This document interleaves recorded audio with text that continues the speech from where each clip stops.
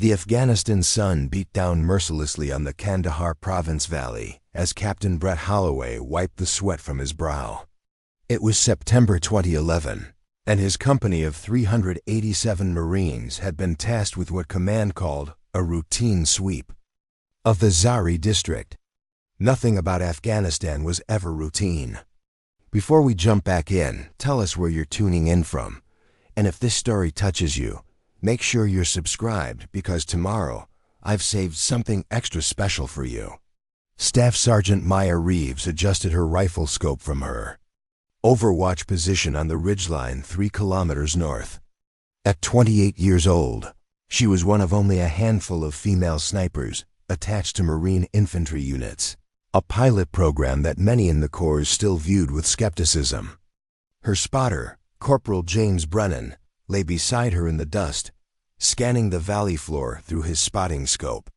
"Something feels wrong about this," Brennan muttered. His Georgia accent thick in the dry air. Maya had learned to trust that instinct. 3 tours had taught her that the quiet moments were often the most dangerous. Below them, Holloway's company moved to the abandoned village of Khanjari in a tactical column. Intelligence had reported Taliban activity in the area, but the village appeared deserted. Too deserted. "Command, this is Overwatch 1, Maya spoke into her radio. "Recommend holding position for further reconnaissance. Village shows signs of recent evacuation. No civilians, no livestock, possible trap scenario." The response crackled back immediately. "Overwatch 1, this is command. Intelligence confirms area is clear. Captain Holloway has his orders. Maintain your position and provide cover." "How copy?" Maya exchanged a glance with Brennan. "Solid copy, command." But her finger stayed near the trigger. Captain Holloway led his Marines deeper into the village. The buildings were typical Afghan compounds, high walls, flat roofs, narrow alleyways that turned the entire settlement into a maze.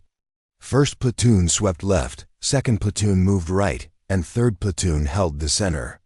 Textbook urban tactics for a textbook mission. Then the world exploded.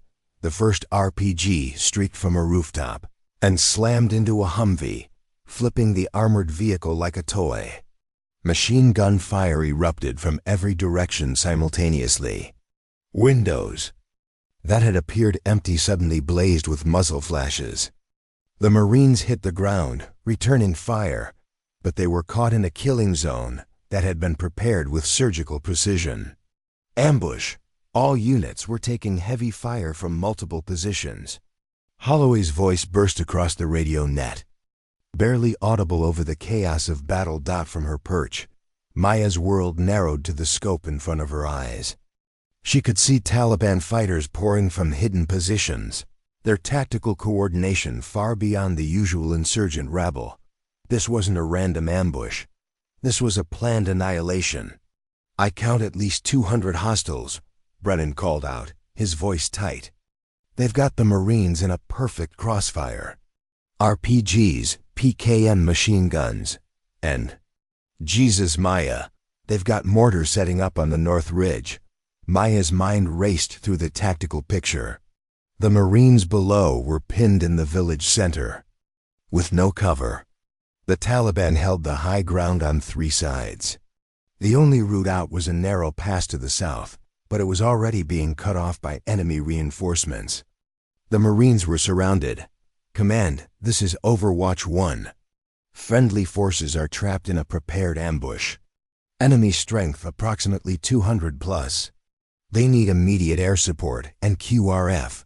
How long?" The response felt like a death sentence. "Overwatch 1, nearest air assets are 40 minutes out. QRF is scrambled but won't reach you for 90 minutes minimum. You are authorized to provide supporting fire. Good luck, 90 minutes." The Marines below wouldn't last 90 minutes. Maya watched through her scope as a young Marine, couldn't have been more than 19, took cover behind a low wall. A Taliban fighter appeared on the roof above him, a K-47 raised. Maya's rifle spoke once. The insurgent dropped. She shifted, finding another target, fired, shifted again. Beside her, Brennan fed her information in a steady stream. Wind 2.5 from the east. Target right, rooftop, 800 meters. PKM gunner. Her rifle barked. The machine gunner fell silent, but for every enemy she eliminated, 2 more seemed to appear. The mathematics of the situation were brutal and simple. 2 snipers against 200 fighters, with nearly 400 Marines caught in the middle. Maya could slow the slaughter, but she couldn't stop it. Captain Holloway's voice came across the radio again, strained but controlled. All units, consolidate at the village center. 1st platoon, fall back to 2nd's position. 3rd platoon, cover their movement. We're going to fort up and hold until air support arrives. Maya watched the Marines execute the maneuver under withering fire. They moved with disciplined precision, dragging their wounded, never leaving anyone behind. But the Taliban were closing in, sensing victory. The mortar teams on the North Ridge had found their range, and explosions began walking through the Marine positions with deadly accuracy. "They're not going to make it," Brennan said quietly, voicing what they both knew. Maya's jaw clenched. The protocol was clear. Her mission was to provide overwatch and intelligence. She was not authorized to leave her position. She was not authorized to engage in close combat. She was certainly not authorized to attempt a solo assault against an enemy force 100 times her size. But protocols were written by people, sitting in air-conditioned offices thousands of miles away. They weren't here watching Marines die. She pulled back from her rifle and looked at Brennan. "I need you to do something for me." "Whatever you're thinking, the answer is no," he said immediately. "I'm going down there." "Maya, that's insane. You'll be killed before you make it halfway. They'll all be dead in 20 minutes if someone doesn't do something." She started gathering her gear. "I need you to stay here and walk me through the terrain. You'll be my eyes from up here." Brennan grabbed her arm. "This is career suicide, court-martial at minimum. They'll crucify you for abandoning your post." Maya looked back at the valley where explosions continued to tear through the Marine positions. "Then they can court-martial my corpse. I didn't join the Marines to watch brothers and sisters die while I followed protocol." She checked her M4 carbine, confirmed her magazines, and grabbed the demolition charges they'd brought for a completely different mission. Her mind was already working through a plan that was equal parts desperation and calculated risk. "Here's what's going to happen," she said, her voice steady despite the adrenaline coursing through her. "I'm going to circle west, come up behind their mortar positions on the North Ridge. Those mortar are the biggest threat. If I can take them out and create enough chaos in their rear, it might give the Marines below enough breathing room to establish a real defensive perimeter. And when the entire Taliban force turns around and comes after you, then you make sure to tell my story right." She managed a grim smile. "Besides, they won't expect a single operator coming at them from behind. They think they've got this. Fight 1. Overconfidence is a weakness." Brennan was silent for a long moment, then nodded slowly. "You're absolutely crazy. You know that, right? Crazy would be staying here and doing nothing." She keyed her radio. "Command, this is Overwatch 1. Be advised I'm repositioning to engage enemy mortar teams. Corporal Brennan will maintain Overwatch." "Negative. Overwatch 1. You are ordered to maintain your current position. Do not leave your post. Do you copy?" Maya looked one more time at the valley where Marines were fighting and dying. She thought about every rule she was about to break, every regulation she was violating. Then she thought about the young Marine she'd saved minutes ago, probably still alive behind that wall. "Copy your last command. Signals breaking up. Can't ... maintain." She clicked off the radio and looked at Brennan. "If they court-martial you too, I'm sorry. If you pull this off, they'll probably give us both medals. If you down single quotes T dot dot double quotes, he shrugged. Well, dead Marines don't get court-martialed. Get moving, and Maya, don't you dare get killed down there. She started down the ridge at a run, leaving behind the safety of her position and the protection of military protocol. Below her, 387 Marines were fighting for their lives. Behind her, she could hear Brennan's voice in her earpiece, calm and steady, already calling out terrain features and enemy positions. Staff Sergeant Maya Reeves had just made a decision that would either save nearly 400 lives or end her own. There was no middle ground, no safe option. Just the brutal calculus of combat, and a woman who refused to follow orders when following orders meant watching Marines die. The real battle was about to begin. Nearly 400 Marines left for dead. Until a woman sniper broke protocol and saved them, into the fire. Maya moved through the Afghan terrain like a shadow, using every dip in the landscape, every cluster of rocks for concealment. The descent from the ridgeline took her through a dried riverbed that snaked westward, providing precious cover from enemy observation. Her breath came in controlled measures despite the sprint, years of training keeping her movements efficient, even as adrenaline screamed through her system. "Talk to me, Brennan," she whispered into her throat mic. "You've got about 800 meters before you hit their western flank. 3 pickup trucks just rolled in with reinforcements, maybe 20 fighters. They're moving toward the village to press the attack on our guys." His voice was her lifeline now.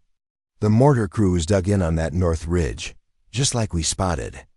I count 6 tubes, maybe 15 personnel total. 15 against 1.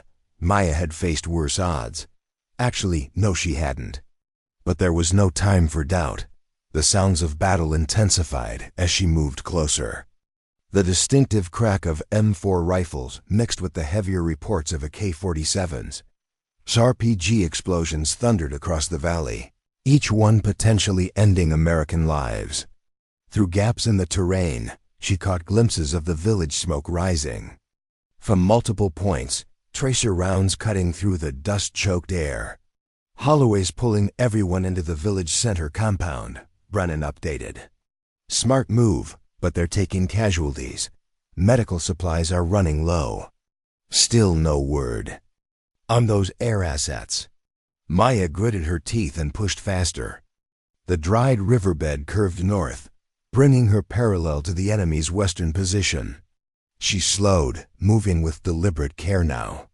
This was the dangerous part, crossing open ground to reach the ridgeline where the mortar were systematically destroying the Marine position. She checked her demolition charges. 4 blocks of C4, each with a wireless detonator. Not enough to take out all 6 mortar positions, but enough to create chaos. And chaos was exactly what she needed. "Hold position." Brennan's voice carried new urgency. "You've got a patrol moving your direction. 4 tangos, about 200 meters north of your position, walking the ridgeline." Maya pressed herself against the riverbank, controlling her breathing. The patrol appeared above her, silhouetted against the sky. They were relaxed, confident, talking among themselves. Why wouldn't they be? From their perspective, the battle was already won. The Americans were trapped, outgunned, and reinforcements wouldn't arrive in time. They had no idea. A ghost was hunting them. She waited until they passed, then continued her advance. The slope ahead was steep and exposed, covered in loose shale that would announce her presence with every step. There was no clever solution, no tactical trick, just speed and luck.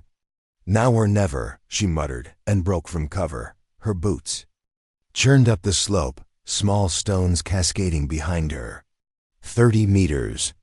The mortar fire continued its rhythmic thunder. They were too focused on their targets to notice one figure approaching from behind. 20 meters. Her legs burned, lungs screaming for air in the thin mountain atmosphere. 10 meters. A shout in Pashto split the air. The patrol had circled back. Maya didn't hesitate. She spun, her M4 already rising to her shoulder. 4 targets, 4 seconds. Her training took over center mass, controlled pairs. The first fighter dropped. The second managed to get his weapon up before her rounds found him. The third and fourth were scrambling for cover when her bullets cut them down. 4 shots, 4 bodies. 4 seconds that just announced her presence to every Taliban fighter in the area. Contact, they know you're there. Brennan's voice was tight. The mortar crews are repositioning. Half are turning weapons toward your position. Maya dove behind a cluster of boulders as machine gun fire chewed into the ground where she'd been standing. The element of surprise was gone, but she was committed. Now the mortar, at least some of them, had stopped firing on the Marines below. That was something. She pulled out 2 of her C4 charges, set the timers for 30 seconds, and hurled them toward the nearest mortar position. The blocks sailed through the air, landing among the sandbags and equipment. Taliban fighters shouted. Realizing too late what was coming, Maya was already running, heading east along the ridgeline toward the next position. She counted in her head 28, 29, 30. The explosion shattered the afternoon. A concussive blast that knocked fighters off their feet and sent a mortar tube spinning into the air like a toy. Secondary explosions followed. As ammunition cooked off, creating a chain reaction of destruction. 2 mortar down. 4 to go. Preparing and narrating this story took us a lot of time, so if you are enjoying it, subscribe to our channel. It means a lot to us. Now back to the story. But now every enemy fighter knew exactly where she was. Bullets screamed past her head as she sprinted along the ridge. She dropped into a shallow depression, using the terrain for what little cover it provided. Fighters were converging on her position from multiple directions. Maya, you've got at least 30 hostiles moving toward you, Brennan called out. This is bad. You need to fall back.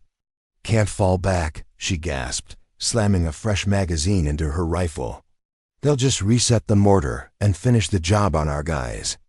She popped up and engaged 3 fighters approaching from the south, dropping 2 before incoming fire forced her back down. This wasn't sustainable. She was one person with limited ammunition facing an enemy that could afford to overwhelm her. Through sheer numbers. Think. Adapt. Survive. Her eyes fell on the remaining 2 C4 charges. Then she looked at the mortar positions, all clustered within a 100-meter stretch of ridge. The mortar themselves weren't the real target, their ammunition was. Brennan, those mortar positions, they'll have ammunition stockpiled, right? Yeah. Probably a couple dozen rounds per tube. Why? A plan formed, desperate, and dangerous. I'm going to cook off their entire ammunition supply. When I say fire, I need you to put rounds into the ammo crates. Can you make those shots from your position? Silence for 2 heartbeats. That's ... Yeah, I can make them. But Maya, you'll be right in the blast radius. Then I better run fast. She moved before she could reckon with the insanity of what she was attempting. The Taliban fighters were closing in, their fire becoming more accurate. A round tugged at her sleeve. Another ricocheted off the rock by her head. Stone fragments cutting her cheek. Maya reached the central mortar position and dove into the sandbag emplacement. The crew had abandoned it to join the hunt for her. Perfect. She placed her last 2 C4 charges directly against the stacked mortar rounds, probably 40 shells, each one packed with high explosive. Taliban fighters appeared on both sides of her position. She engaged left and right, her rifle barking in controlled bursts. A bullet punched through her shoulder, spinning her partially around. Pain exploded through her arm, but she kept fighting, kept moving. She armed the detonators. 10 seconds. Brennan! Light up every ammo crate you can see. Now! She burst from the mortar position, running east along the ridge with everything she had left. Behind her, Brennan's rifle spoke from across the valley, precise, methodical shots. Each round found. An ammunition crate, punching through wood and metal to reach the explosive rounds inside. Maya counted as she ran. 6, 7, 8. The first explosion was her C4, a sharp crack that tore apart the central mortar position.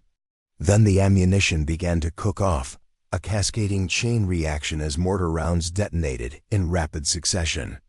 The explosions merged into a rolling thunder that shook the entire ridge. Maya threw herself over the edge of the slope, tumbling down in a controlled fall as the ridgeline behind her transformed into an inferno. Secondary explosions rippled outward as Brennan's shots found more ammunition stores. The remaining mortar positions vanished in a series of blasts that sent debris hundreds of feet into the air. She came to a stop at the bottom of the slope, gasping for air, blood running down her arm from the shoulder wound. Through the ringing in her ears, she heard Brennan's voice, frantic. "Maya, Maya, respond. Are you alive?" "Still here," she managed, her voice rough. "Status on the mortar? They're done. All of them. You just took out their entire indirect fire capability." He laughed, a sound edged with hysteria. "You absolute maniac. You actually did it." Maya forced herself to her feet, assessing her injuries. The shoulder wound was painful but not life-threatening. The round had passed through without hitting bone or major vessels. She could still fight, but the battle wasn't over. Through the smoke and dust, she could see the village below. The Marines were still surrounded, still fighting. She'd eliminated the mortar, but nearly 200 Taliban fighters remained, and they were angry now. Angry and looking for revenge. "Command is screaming at me," Brennan said. "They want to know what the hell just happened. Half of them think we're under artillery attack. Tell them the mortar are neutralized." "What's the situation in the village?" Holloway's consolidated his position. "They're holding, but barely. Still taking fire from all sides. Air support is still 30 minutes out." He paused. "Maya, you need to extract. You've done what you can. If you stay, you're going to die." She looked at the village, at the Marines fighting for their lives. She thought about the protocol she'd already broken, the order she'd already ignored. She thought about the young Marine behind the wall, about Captain Holloway, trying to keep his people alive with nothing but courage and determination. Then she checked her remaining ammunition. 3 magazines, 60 rounds. "Negative, I'm not done yet." "What are you talking about? You can barely stand." Maya started moving toward the village, her rifle ready despite the pain in her shoulder. "Those Marines are still trapped. The Taliban think they've won. Time to prove them wrong. This is suicide." "Maybe," she managed a grim smile that Brennan couldn't see. "But I didn't break protocol just to half-ass it now. I'm going to get our people out. Maya, stay on overwatch, Corporal. I'll need your eyes." Her voice carried the steel of absolute determination. "We're not leaving anyone behind." Staff Sergeant Maya Reeves moved toward the village, one wounded woman against an army, carrying nothing but a rifle. 60 rounds, and the unshakable conviction that sometimes breaking the rules was the only way to do what was right. The real fight was just beginning. Nearly 400 Marines left for dead, until a woman sniper broke protocol and saved them all. Ghost in the crossfire, Maya approached the village from the northwest, using the smoke and confusion from the mortar explosions as cover. The Taliban fighters were disorganized now, their command structure fracturing as they tried to understand what had just destroyed their artillery advantage. She intended to exploit that chaos before they could regroup. The outskirts of Khanjari were a maze of mud brick walls and narrow alleys, perfect terrain for close-quarters combat. Maya moved through it like water, flowing from shadow to shadow, her injured shoulder screaming protest with every movement. She pushed the pain into a corner of her mind and locked it away. Pain meant she was alive. She could deal with alive. "Brennan, I need a route to Holloway's position. You're about 400 meters northwest of his perimeter."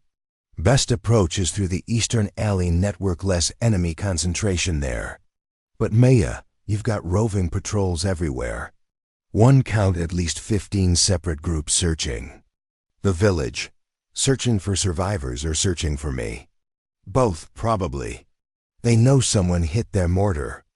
Half their force is trying to hunt you down. The other half is still pressing the Marines. He paused. Command just ordered me to extract immediately and leave you behind. Told me you're Kier and to abort mission. Maya felt a cold anger settle in her chest. They'd written her off. Already labeled her dead so they could wash their hands of her insubordination. What did you tell them? I told them my radio was malfunctioning and I couldn't hear them properly. She could hear the grin in his voice. Funny how radios always fail at the worst times. You're going to get court-martialed right alongside me. Worth it. Now move. You've got a patrol coming up the street, 6 tangos 30 seconds out. Maya pressed herself into a doorway, weapon ready. The patrol appeared, moving cautiously, weapons sweeping.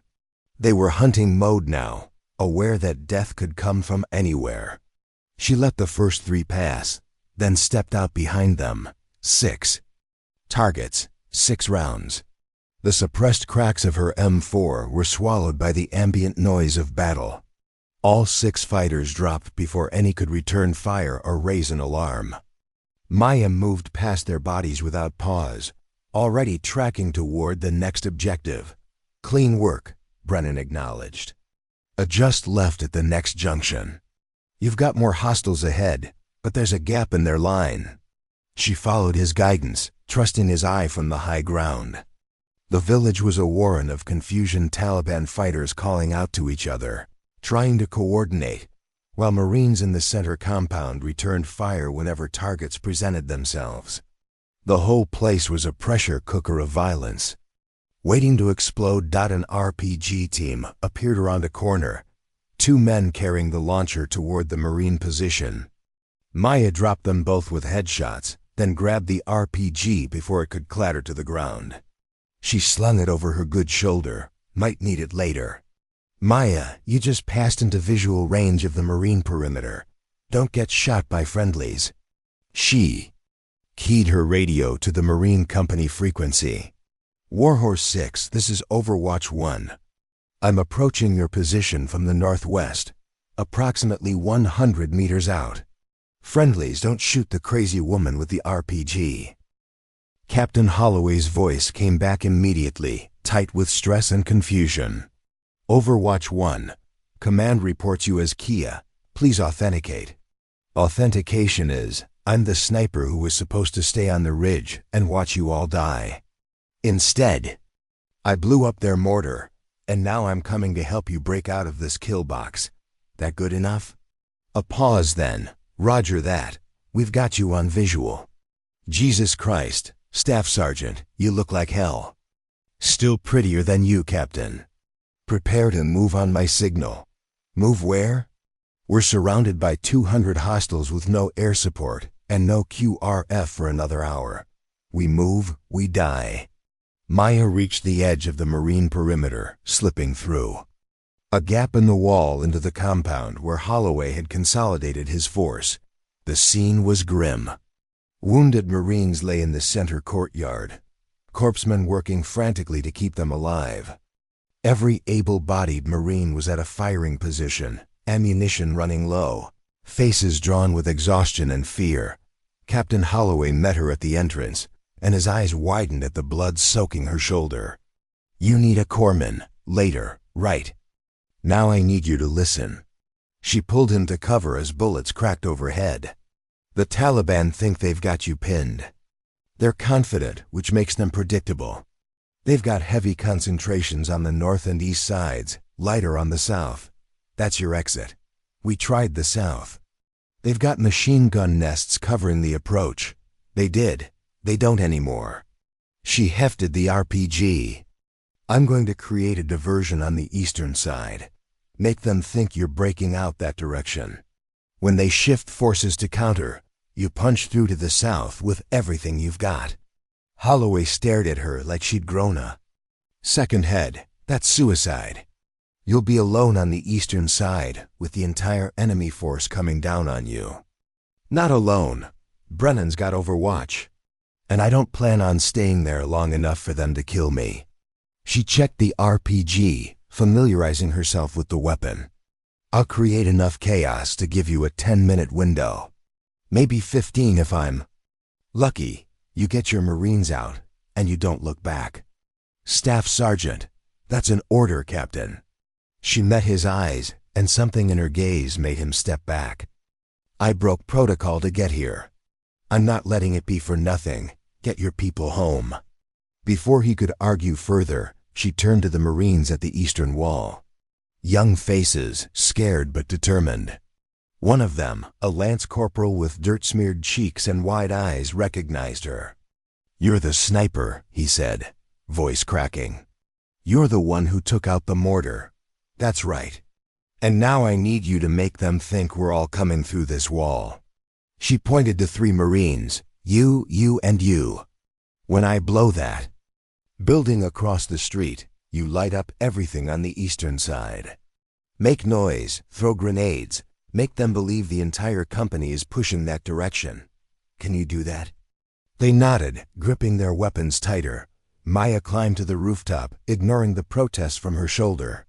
From this vantage, she could see the Taliban positions, fighters clustered in buildings, behind walls, confident in their superior numbers. They had no idea what was about to hit them. She aimed the RPG at a building where she'd spotted at least a dozen fighters gathered. The weapon kicked against her good shoulder, the rocket streaking across the distance in a trail of smoke. The explosion tore through the building's second floor, sending fighters tumbling to the ground. "Now!" she shouted. The 3 Marines opened fire, their weapons creating a wall of noise and lead. More Marines joined in, tracers streaking into the tour. Darkness of enemy positions. Grenades flew over walls, detonating with sharp cracks. From the Taliban perspective, it looked like an all-out assault. Maya watched as enemy fighters began shifting position, reinforcements rushing toward the eastern side to counter the perceived breakout. It was working. "Brennan, talk to me. What's the south side looking like?" "They're taking the bait. Southern positions are thinning out. Holloway's got maybe a 5-minute window before they realize it's a diversion." Maya keyed her radio. "Warhorses go now. South exit full speed." She didn't wait for acknowledgement. She was already moving across the rooftops, engaging targets with her M4. A fighter appeared from a doorway below. She dropped him. 2 more on an adjacent roof. They fell before they could acquire her. She was a whirlwind of controlled violence. Each shot deliberate, each movement calculated. But the Taliban were adapting, figuring out that one person was creating all this chaos. Fire began concentrating on her position, bullets snapping past her head, impacting the walls around her. "Maya, you need to move. You've got 30+ hostiles converging on your location." She threw her last grenade into a cluster of fighters below, then sprinted across the rooftop and launched herself across the gap to the next building. The jump wrenched her injured shoulder, nearly making her scream, but she landed, rolled, and came up firing. Below, she caught glimpses of Holloway's Marines moving through the southern exit, a disciplined retreat under fire. They were making it. They were actually getting out. A bullet caught her leg, punching through her thigh and spinning her around. Maya went down hard, her rifle clattering away. Pain exploded through her entire body, white-hot and overwhelming. She grabbed for her sidearm, vision swimming. Taliban fighters were climbing onto the roof, shouting in Pashto. She counted 4, 5, 6 of them. Too many. Her pistol felt impossibly heavy in her hand. This was it. This was how it ended. Then the first fighter's head snapped back, a fine mist of red in the air. Then the second, the third. "I've got you." Brennan's voice in her ear, his rifle speaking from across the valley with lethal precision. "Stay down." Maya stayed down, letting her spotter work. Each shot from Brennan's rifle was a masterpiece 800 meters across the valley, hitting moving targets on a rooftop in fading light. One by one, the Taliban fighters fell until the roof was clear. "You good?" Brennan asked, his voice tight with concern. "Shot in the leg, can't walk." She tried to stand and nearly blacked out from the pain. "Brennan, you need to extract. They know your position now. They'll be coming for you." "Not happening. I don't leave my teammates behind." "That's an order, Corporal." "Then court-martial me too, Staff Sergeant." His voice was firm. "Air support is 5 minutes out. Holloway's Marines clear of the village. You just saved 387 lives. I'm not letting you die alone on that roof." Maya laughed, a sound edged with hysteria and pain. "You're an idiot. Takes one to know one." She could hear the Taliban fighters below, regrouping, preparing to rush the roof. She had maybe 2 magazines left, her leg was useless, and her shoulder was still bleeding. The odds of survival were effectively 0, but 387. Marines were alive because she'd broken protocol. That had to count for something. "Brennan," she said softly, "if I don't make it, you're making it. Just hang on. Air support inbound in 4 minutes. 4 minutes. An eternity in combat." Maya Reeves checked her pistol, took a breath, and prepared for the longest 4 minutes of her life. Nearly 400 Marines, left for dead, until a woman sniper broke protocol and saved them all. The longest 4 minutes. Maya dragged herself behind a crumbling chimney stack, the only substantial cover on the exposed rooftop. Blood pooled beneath her leg, sticky and warm. She tore a strip from her uniform sleeve and wrapped it above the wound, cinching it tight enough to make her vision blur. Not a proper tourniquet, but it would slow the bleeding. Below, voices shouted in Pashto, angry and coordinated. They knew she was wounded, trapped. They were organizing for a final assault, taking their time now. Why rush? She had nowhere to go. 3 minutes. Brennan's voice was steady in her ear. A lifeline to sanity. "I'm scanning for targets, but they're staying in the buildings. Smart bastards learned their lesson." Maya's hands trembled as she checked her ammunition. 1 full magazine in her pistol, 1 partial magazine for her, M4 maybe, 20 rounds total. Against how many? 50? 100? The numbers didn't matter anymore. She'd run out of bullets long before they ran out of fighters. A head appeared. Over the roof's edge, Maya fired twice. The fighter dropped back with a scream. Another appeared from the opposite side. She pivoted and fired again, but missed. The Taliban were probing her defenses, testing her reaction time, her ammunition. "Reserves. They're trying to figure out how hurt you are," Brennan observed. "Don't let them pin down your position." "Little late for that," Maya muttered, shifting positions despite the agony in her leg. Every movement left a blood trail across the rooftop. A crimson map of her deteriorating condition. A grenade arced over the wall, spinning through the air. Maya tracked it with horror. No time to move, no strength to throw it back. She curled into the smallest target possible, pressing herself against the chimney. The explosion rocked the rooftop, shrapnel screaming past her position. The chimney absorbed most of the blast, but fragments peppered her back, tearing through her uniform. Her ears rang with a high-pitched whine that drowned out everything else. "Maya! Maya! Respond!" She couldn't hear Brennan's words, only saw his voice activating the radio indicator. She keyed her mic, hoping he could hear her. Still here. Hearing's gone. How long? 2 minutes. Cobra gunships inbound from the south. They've got your position marked. Just hold on. 2 minutes. 120 seconds. Maya had lived entire lifetimes in shorter spans, but never while bleeding out on a rooftop with an army trying to kill her. 3 fighters rushed over the wall simultaneously, trying to overwhelm her with speed. Maya's training overrode her injuries, muscle memory taking control. She fired on instinct, no time for precise aim, just point and shoot. 2 went down. The third made it 3 steps before Brennan's rifle spoke from across the valley, dropping him mid-stride. "Nice shot," Maya wheezed. "Save the compliments for when you're not dying." More fighters appeared, emboldened by their numbers. Maya fired until her M4 ran dry, then transitioned to her pistol.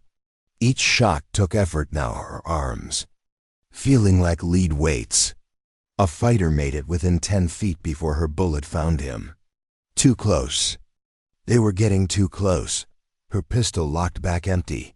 Maya stared at the weapon in her hand, then at the roof's edge where more Taliban fighters were gathering. She could hear them now, her hearing returning in muffled waves. They were shouting, working themselves up for a final charge.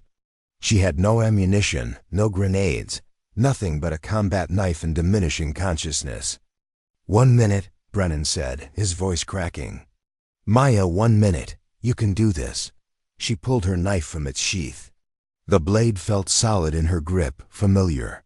If they wanted her, they'd have to come take her.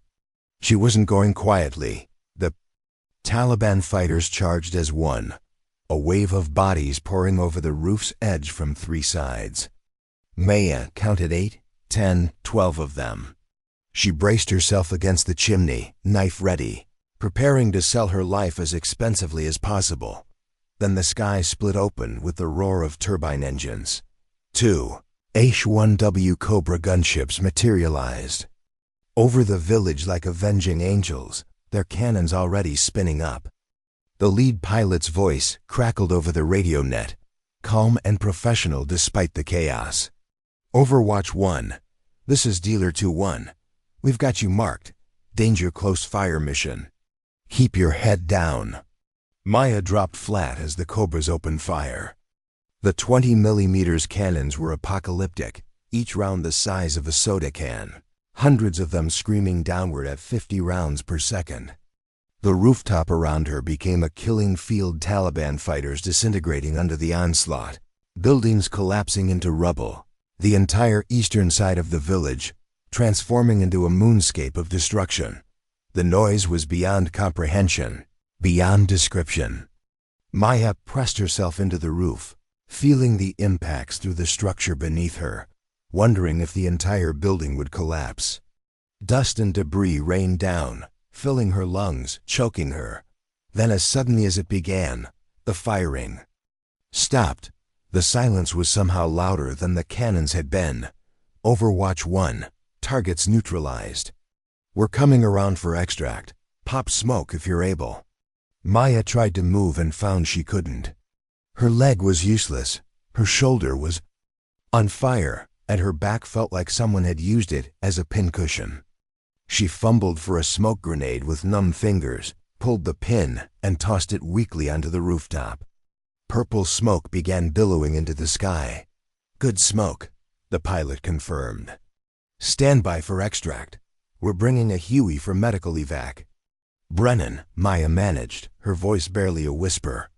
"Status on Holloway's Marines? They made it, all of them. They're 2 kilometers south of the village, consolidated and secure. Kerf linked up with them 5 minutes ago." His voice was thick with emotion. "Maya, you did it. 387 Marines extracted with only minor casualties. Because of you." Maya closed her eyes, letting that information sink in. 387. She'd saved them all. The mission she wasn't supposed to undertake. The protocol she wasn't supposed to break. The orders she wasn't supposed to disobey. All of it had been worth it. The UH-1 Huey appeared overhead, door gunners scanning for threats as it descended toward the rooftop. The downdraft from its rotors scattered the purple smoke, creating a surreal purple haze around the devastated building. 2 Navy corpsmen fast roped down, hitting the roof at a run. They reached Maya's position, immediately assessing her injuries with professional efficiency. Multiple GSWs, significant blood loss, possible shrapnel wounds to the back, one of them called into his radio. "She's conscious but fading. We need to move now." They lifted her onto a stretcher with surprising gentleness, securing her despite her weak protests. As they carried her toward the hovering Huey, Maya caught sight of the village below. Smoke rose from a dozen fires. Bodies littered the streets. The compound where Holloway's Marines had made their stand was pockmarked with bullet holes and blast craters, but the Marines were gone, safe, alive. The corpsmen loaded her into the Huey, immediately starting IVs and trauma care. Through the open door, Maya watched the Afghan landscape fall away as the helicopter climbed.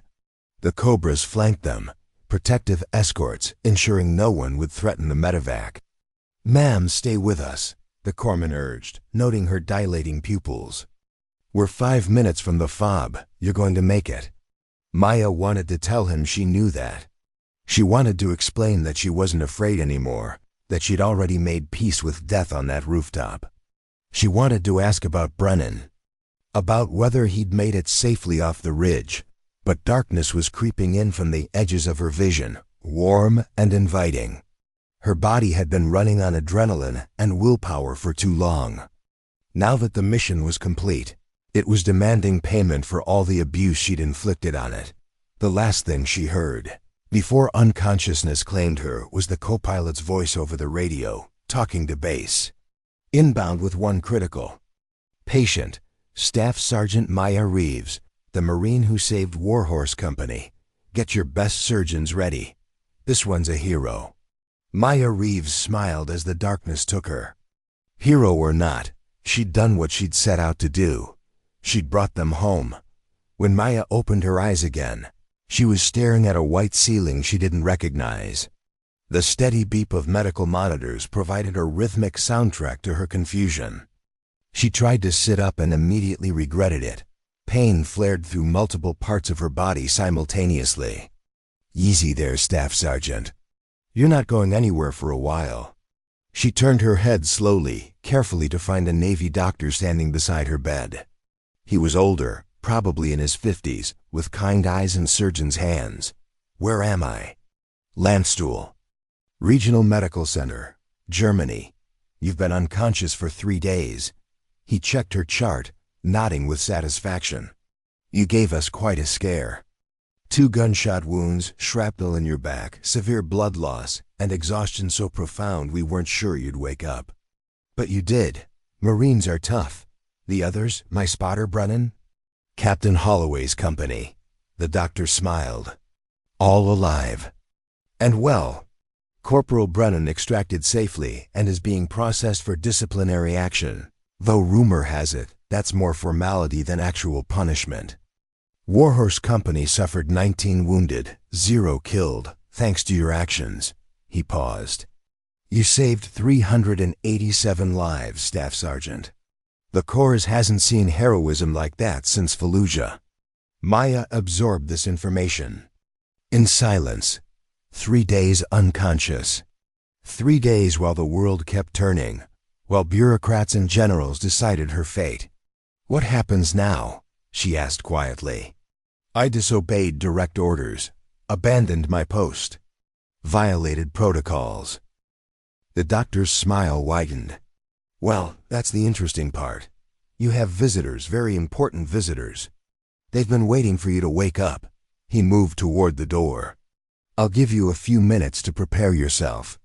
Before she could ask what that meant, he was gone. Maya had just enough time to wonder what fresh hell awaited her when the door opened again. This time, it wasn't the doctor. It was 3 Marine generals and a woman in civilian clothes carrying a briefcase. This was either going to be a court-martial or something else entirely. The lead general, a 3-star with a chest full of ribbons, stepped forward. His expression was unreadable. "Staff Sergeant Reeves," he began, his voice formal. "We need to talk about what happened in Khanjari and about what happens next." Maya met his gaze, chin raised despite her injuries. Whatever came next, she'd face it the same way she'd faced everything else, head on and without regret. She'd saved her Marines. Everything else was just details. Nearly 400 Marines left for dead, until a woman sniper broke protocol and saved them all. The reckoning. The three-star general pulled up a chair beside Maya's hospital bed while the other two officers and the civilian woman positioned themselves around the room. The atmosphere was tense, formal, carrying the weight of military justice. "I'm Lieutenant General Marcus Thornton," the three-star began. "This is Major General Patricia Caldwell, Brigadier General Robert Hayes, and Ms. Jennifer Ortega from the Judge Advocate General's office." He folded his hands, studying Maya with an intensity that made her want to shrink into the mattress. "Do you understand why we're here, Staff Sergeant?" "Yes, sir. To discuss my court-martial for disobeying orders and abandoning my post." Thornton's expression didn't change. "That's certainly one possibility we're considering." He pulled out a tablet, scrolling through what Maya assumed was her service record, now permanently marked with her insubordination. "On September 18, 2011, you were ordered to maintain your overwatch position.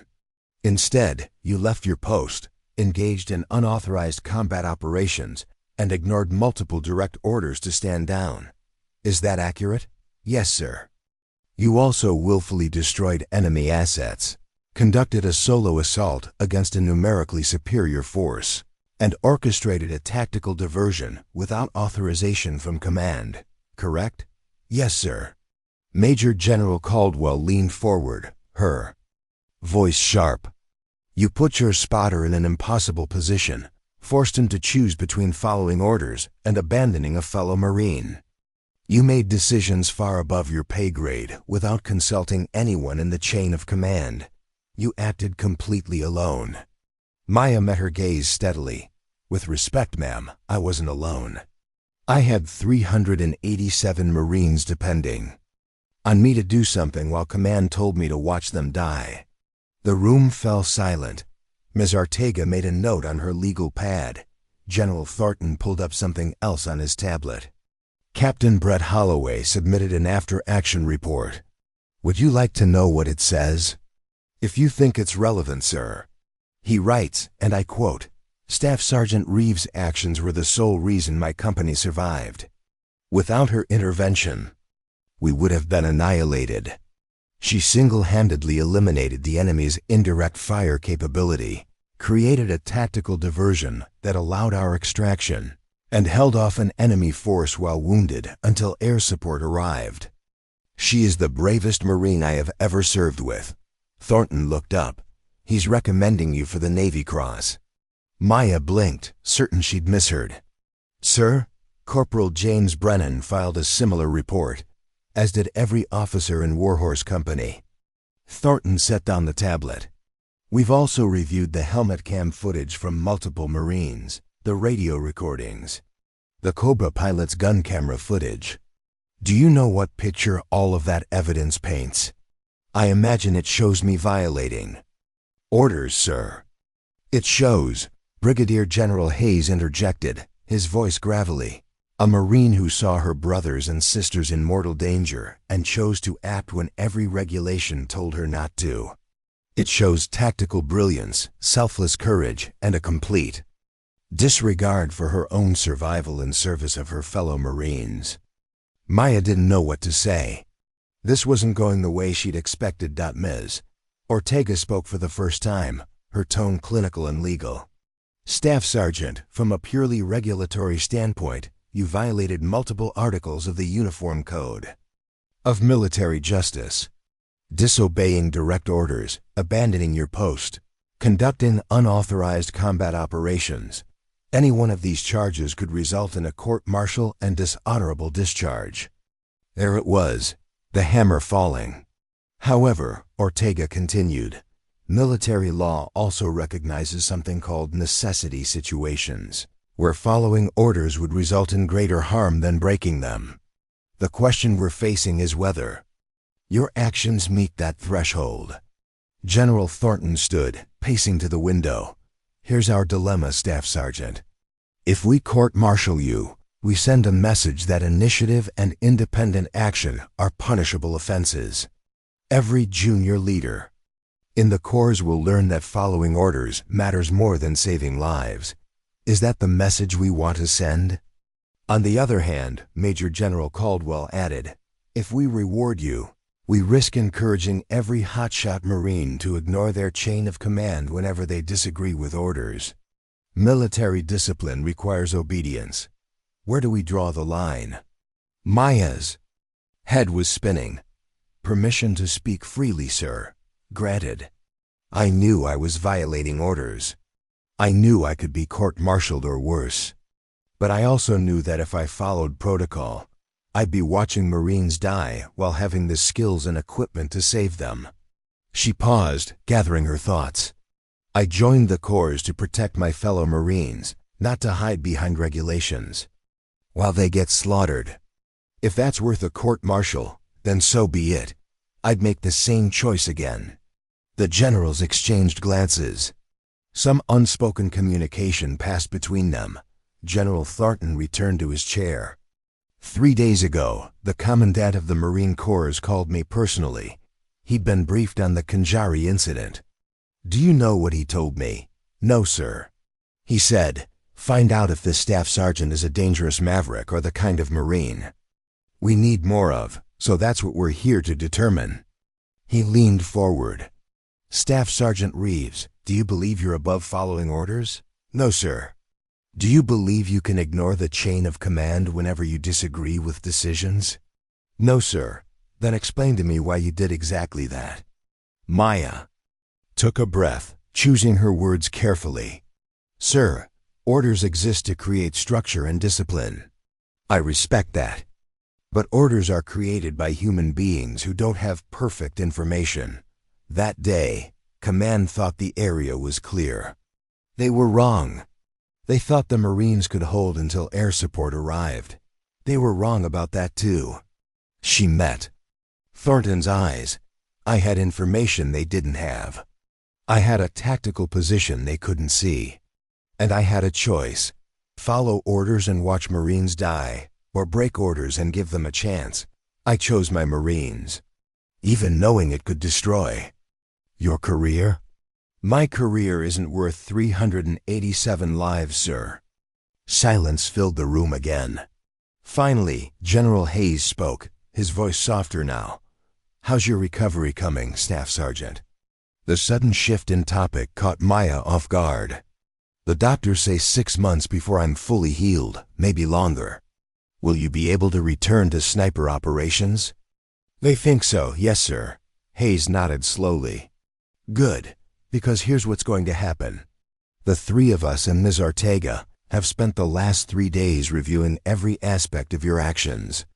We've consulted with the Commandant, with legal experts, with tactical advisors. We've argued about whether you're a hero or a liability. He paused. We've reached a consensus. Maya braced herself. You will not be court-martialed, Hayes continued.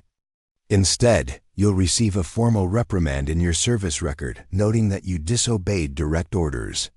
This reprimand will remain classified and will not affect your future promotions or assignments. Maya's eyes widened. Sir, I don't understand. Furthermore, Major General Caldwell cut in. You're being recommended for the Navy Cross for extraordinary heroism in combat. Captain Holloway, Corporal Brennan, and 17 other Marines have submitted supporting statements. The award will be processed through proper channels. Additionally, General Thornton added, you're being promoted to Gunnery Sergeant, effective immediately. And once you've recovered, you'll be assigned to the Marine Corps Scout Sniper School as an instructor. We need people like you teaching the next generation of Marine snipers. Maya stared at them, unable to process what she was hearing. Idon single quotes T. Why? Because, Thornton said, standing, you did something extraordinary. You broke the rules for the right reasons. You showed tactical brilliance under impossible pressure. And you saved 387 Marines who would otherwise be dead. He extended his hand. The Corps needs warriors who can think independently when circumstances demand it. But we also need those warriors to understand the weight of such decisions. Do you understand that weight now, Gunnery Sergeant? Maya shook his hand, still dazed. Yes, sir. I do. Good, then learn from this. Teach others. And if you ever face a similar situation again. He paused, choosing his words carefully. We trust you'll make the right call, whatever that call may be. The generals filed out, leaving only Ms. Ortega behind. The attorney approached the bed, her expression softer now. Off the record, she said quietly, what you did was legally and morally complex, but it was also undeniably right. The reprimand in your record? That's cover for the generals who had to explain to Washington why they're not prosecuting you. In 10 years, nobody will care about a classified reprimand. But those 387 Marines, they'll remember you saved their lives, she smiled. That's a legacy worth having, Gunnery Sergeant. After she left, Maya lay back in her hospital bed, staring at the ceiling. Navy Cross, promotion. Instructor assignment. It felt surreal, like someone else's life. A knock at the door interrupted her thoughts. Before she could respond, it opened to reveal Corporal Brennan, his arm in a sling, grinning like an idiot. They're letting me visit for 5 minutes, he said, moving to her bedside. Figured you'd want to know, I'm only getting a written reprimand. No court-martial, no discharge. Apparently, having technical difficulties with your radio at the right moment is forgivable. Maya laughed, the first genuine laugh she'd managed in days. You're an idiot for staying with me. Yeah, well, you're an idiot for running into a village full of Taliban. He sobered, his expression turning serious. Maya, I've been in the Corps for 6 years. I've seen brave Marines, skilled Marines, dedicated Marines. But I've never seen anyone do what you did. You're a goddamn legend now. I just did what needed to be done. That's what makes you a legend. He glanced at the door, checking for nurses. Captain Holloway and some of the guys from Warhorse Company are waiting outside. They wanted to thank you personally. You up for visitors? Maya wiped at her eyes, surprised to find them wet. Yeah, send them in. Over the next hour, a steady stream of Marines filed through her room. Young faces, grateful faces, alive faces. Each one thanked her, some with words, some with handshakes, some with tears they tried to hide. The young lance corporal who'd been behind the wall during the initial ambush brought her a patch from his unit, insisting she keep it. You saved my life, he said simply. I was about to get shot when you took out that fighter above me. I owe you everything. Captain Holloway came last, his face weary, but his eyes bright. Gunnery Sergeant, he said, using her new rank with a smile. My Marines are alive because you refused to let them die. I've written letters to every one of their families, telling them about your courage. Your name will be spoken in my family for generations. I was just doing my job, sir. No, Holloway said firmly. Your job was to stay on that ridge and watch. You chose to do something far harder to act when action meant risking everything. That's not just doing your job. That's being a Marine in the truest sense of the word. After they all left, Maya sat alone with her thoughts. The pain medication was wearing off, her injuries making themselves known again. But beneath the physical pain was something else, a sense of peace she hadn't felt in years. She'd broken every rule, violated every protocol, disobeyed every order. And she'd saved 387 lives. The Marine Corps had taught her to follow orders, to respect the chain of command, to trust the system. But it had also taught her something more fundamental, to adapt, improvise, and overcome. To protect her fellow Marines above all else. To do what was right, even when what was right wasn't what was ordered. That day in Kanjari, those values had collided. And she'd chosen her Marines. Staff Sergeant, no, Gunnery Sergeant, Maya Reeves closed her eyes, letting exhaustion finally claim her. When she dreamed, it wasn't of the battle, the blood, or the fear. She dreamed of 387 Marines, alive and well, going home to their families, That was enough. That was everything.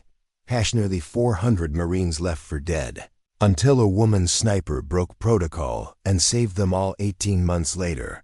Maya stood on the parade deck at Marine Corps Base Quantico, watching a new class of Scout sniper candidates struggle through their final qualification course. The Virginia sun was gentler than the Afghan heat, she remembered, but the intensity in these young Marines' eyes was just as fierce. Gunnery Sergeant Reeves? She turned to find a young woman in utilities, fresh-faced and nervous, standing at attention. Maya recognized the look. It was the same one she'd worn years ago, when she'd first tried to break into the male-dominated sniper community. At ease, Lance Corporal. What can I do for you?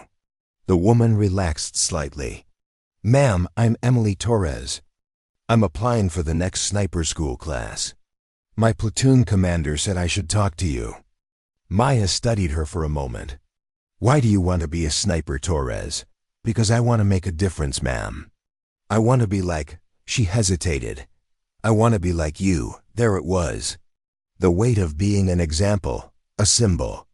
In the 18 months since Khanjari, Maya's story had spread throughout the corps. Some called her a hero. Others called her reckless. Most just called her a legend. Walk with me, Maya said. They moved away from the training area, toward the tree line where they could talk privately. Maya's legs still bothered her sometimes. The bullet wound had healed, but it left her with a permanent reminder of that day. Physical therapy said she'd always have a slight limp. She considered it a fair trade for 387 lives. Being a sniper isn't about being a hero, Maya began. It's about patience, precision, and making impossible shots. When your brothers and sisters need you. The rest of the story is the legends, that's just noise. But what you did in Afghanistan, what I did in Afghanistan was break every rule in the book and get lucky I didn't die. Maya stopped, turning to face Torres. I'm not going to stand here and tell you it was the right thing to do. What I will tell you is that I saw Marines dying and I had the skills to help them. Everything else, the promotion, the medal, the instructor position, that's the Corps trying to make sense of a situation that doesn't make sense. Torres frowned, processing this. Do you regret it? Not for a second. But that doesn't mean I recommend it. Maya gestured back toward the training field. If you make it through sniper school, you'll learn tactics, marksmanship, fieldcraft. What they can't teach you is judgment, knowing when to follow orders and when to trust your gut. That's something you only learn through experience, and sometimes the tuition is paid in blood. How do I know if I'm making the right call? Maya smiled grimly. You don't. That's what makes it hard. But here's what I tell all my students. Your primary mission is to bring your fellow Marines home alive. Everything else, regulations, protocols, even orders, those are tools to accomplish that mission. But they're just tools. If the tools don't work, you adapt. Torres nodded slowly, her expression thoughtful. Thank you, ma'am, that helps. As the young Marine walked away, Maya caught sight of someone else approaching, a tall man in dress blues, ribbons covering his chest. Captain Brett Holloway, though he wore major's ranks now. They'd kept in touch since Khanjari, occasional emails and phone calls, both dealing with their own versions of survivors' guilt and complicated fame. Gunny, Holloway greeted with a smile. Corrupting the next generation with your maverick philosophy? Just teaching them to think for themselves, sir. Isn't that what we want? Depends who you ask. He fell into step beside her as they walked. The base perimeter.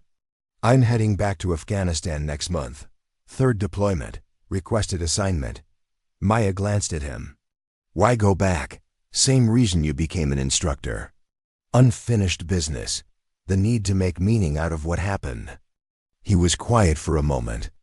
15 of my Marines have reached out to me in the last year. Some are thriving, some are struggling. All of them are alive because you refuse to follow orders. That's a heavy responsibility to carry. Is that why you're here? To talk about responsibility? I'm here because the Navy Cross ceremony is next week, and I wanted to make sure you're ready for what comes after. Maya had been trying not to think about the ceremony. The medal had been approved months ago, but scheduling it at the White House with the president and press corps had taken time. Next week, she'd stand in front of cameras and politicians and receive the nation's second highest military honor for actions that had technically violated military regulations. I don't want the attention, she admitted. The medal, fine. I'll accept it on behalf of everyone who was at Khanjari. But the speeches, the media interviews, the documentary requests, I'm a Marine, not a celebrity. You became a celebrity the moment you saved 387 lives. Holloway's voice was gentle but firm. That comes with responsibilities too. Young women looking at military service need to see people like you. Marines dealing with impossible decisions need to know that doing the right thing won't destroy their careers. The Corps needs your story, even if you don't want to tell it. You sound like the public affairs officer. I sound like someone who's watched good Marines struggle because they were afraid to act when action was needed. Your story, our story, gives them permission to trust their judgment. He stopped, turning to face her. Maya, you saved my life. You saved 386 others. The least you can do is let their families thank you properly. She knew he was right. Still didn't make it easier. Will you be there? At the ceremony? Wouldn't miss it. I'm speaking, actually. They want someone who was there to provide context. He grinned. Don't worry, I'll keep the heroic embellishments to a minimum. After Holloway left, Maya returned to the sniper school building. Her office was small but functional desk covered with training reports, walls decorated with photographs from various deployments. On one wall hung a shadow box containing her awards: Purple Heart, Bronze Star, Navy Cross citation still waiting to be officially presented. But her eyes always went to the other wall, where she'd hung something more personal. A collage of photographs sent by the Marines of Warhorse Company. Weddings, graduations, babies, promotions, life continuing, thriving. Because of one decision made on a ridge in Afghanistan. The Lance Corporal from the wall, the first Marine she'd saved, had gotten married last spring. He'd sent her a photo of his ceremony with a note. Would never have met my wife if you hadn't been willing to break the rules. Thank you for my life. A sergeant had sent a picture of his newborn daughter, named Maya in her honor. A corporal had graduated college on the GI Bill and sent his diploma with a simple message: because of you. 387 lives. But it was more than that, wasn't it? It was the families of those Marines. The children they'd have. The communities they'd impact. One decision, rippling outward through time, creating futures that shouldn't have existed. A knock at her door pulled her from her thoughts. Corporal James Brennan entered, now wearing sergeant stripes, carrying 2 cups of coffee. Figured you could use this, he said, handing her one. Saw Holloway leaving. He tell you about the ceremony? Tried to make me feel better about it. Did it work? Not really. Maya sipped the coffee, grateful for the warmth. How are your students doing? Brennan had also become an instructor, teaching spotting techniques and forward observation. They'd both been pulled from combat deployments, placed in positions where their experience could shape the next generation. Safe positions, career building. Positions far from the dangers of the battlefield. Sometimes Maya missed the danger. They're good kids, green, but eager. He settled into the chair across from her desk. You know what's weird? Teaching them about risk assessment and tactical decision-making, while knowing that everything we teach goes out the window when bullets start flying. That's not weird. That's reality. Training gives them tools. Experience teaches them when to use those tools and when to throw them away and improvise. Is that what you did? Improvise? Maya considered the question. She'd been asked variations of it countless times in debriefings, interviews, therapy sessions. The answer was always the same. I did what my training prepared me to do, even if it wasn't what my orders told me to do. That's the difference between following instructions and being a Marine. Instructions are inflexible, Marines adapt. Brennan raised his coffee cup in a mock toast to adaptation then, and to insubordination when insubordination saves lives. They drank in comfortable silence, two Marines who'd shared something extraordinary and were still figuring out how to live. With it, the White House ceremony came faster than Maya wanted. She stood in dress blues, her uniform perfect, her bearing professional, her insides a mess of anxiety and reluctance.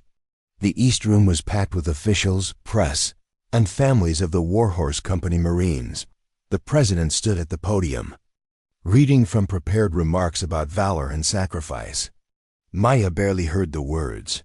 She was too focused on not embarrassing herself in front of the cameras, on maintaining composure despite every instinct screaming at her to run. Staff Sergeant, excuse me. Gunnery Sergeant Maya Reeves exemplifies the finest traditions of the United States Marine Corps, the president was saying. When faced with an impossible situation, she chose action over protocol, courage over safety, and in doing so, saved 387 American lives. The president gestured for her to approach. This was it. The moment that would define her career, her legacy, everything that came after. She crossed the room with measured steps, her slight limp barely noticeable. The president smiled warmly, holding the blue ribbon from which hung the Navy Cross, a bronze cross with an eagle, anchor, and sailing ship, one of the most prestigious military decorations in existence. As the medal was placed around her neck, Maya caught sight of the assembled crowd. There, in the front rows, were faces she recognized. Captain Holloway, Corporal Brennan, Marines from Warhorse Company, some in uniform, some in civilian clothes. Behind them, families, spouses, children, parents, all of them alive because of a decision she'd made on a dusty ridge half a world away. A young girl, maybe 6 years old, held a sign that read, "Thank you for saving my daddy." That's when Maya felt the tears threatening. She blinked them back, maintaining her composure, but something inside her shifted. This wasn't about her. It had never been about her. It was about those 387 Marines and everyone who loved them. The president stepped back, and Major Holloway approached the podium to speak. His voice was steady, clear, carrying through the room. On September 18, 2011, my company was surrounded, outnumbered, and facing annihilation. Command told us help was coming, but we all knew we wouldn't last long enough to see it. Then one Marine decided that orders mattered less than lives. Gunnery Sergeant Reeves didn't save us because she was following a protocol. She saved us because she refused to watch Marines die when she had the power to act. That's not just courage. That's love for your fellow Marines so profound that you'll risk everything to bring them home. Maya stood at attention as Holloway continued, as cameras flashed, as the weight of that medal pressed against her chest. She thought about that day on the ridge, the choice she'd made, the protocol she'd broken. She'd do it again, every single time, because that's what it meant to be a Marine. Years later, when Maya had retired from the Corps and moved to a quiet life in Montana, she received a package. Inside was a book, a compilation of stories from the 387 Marines she'd saved, their lives over the decades since Conjari. The dedication read, "To Gunnery Sergeant Maya Reeves, who taught us that sometimes breaking the rules is the most honorable thing you can do. From all of us who lived because you dared." Maya set the book on her shelf, next to her shadow box with the Navy Cross, and smiled. She'd made the right call, and 387 lives proved it. Up next, you've got 2 more standout stories right on your screen. If this one hits the mark, you won't want to pass these up. Just click and check them out. And don't forget to subscribe and turn on the notification bell so you don't miss any upload from us.